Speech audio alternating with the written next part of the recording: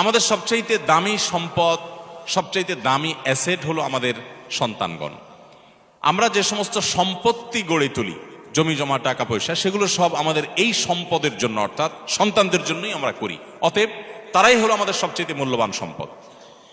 এই সন্তানদেরকে আপনি যদি হাফেজে কোরআন, আলেমে দ্বীন, আল্লাহ ভীরু, মুত্তাকি, পরহেজগার এবং ভালো মানুষ হিসেবে গড়ে তুলতে চান, তাহলে কয়েকটি বিষয় আপনাকে লক্ষ্য রাখতে হবে। নাম্বার 1, আপনার সন্তানকে ভালো মানুষ হিসেবে গড়ে তুলবার টার্গেট করতে হবে।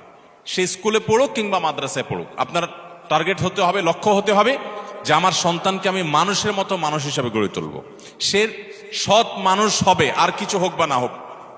সে ডাক্তার ইঞ্জিনিয়ার হতে পারুক বা না পারুক, সে বিসিএস ক্যাডার হতে পারুক বা না পারুক, সে সেনাবাহিনীতে ভালো কোনো অফিসার র্যাঙ্কে চান্স পাক বা না পাক, সে ভালো পরিচিত পপুলার কোনো আলেম বা তুখুড় কোনো হাফেজ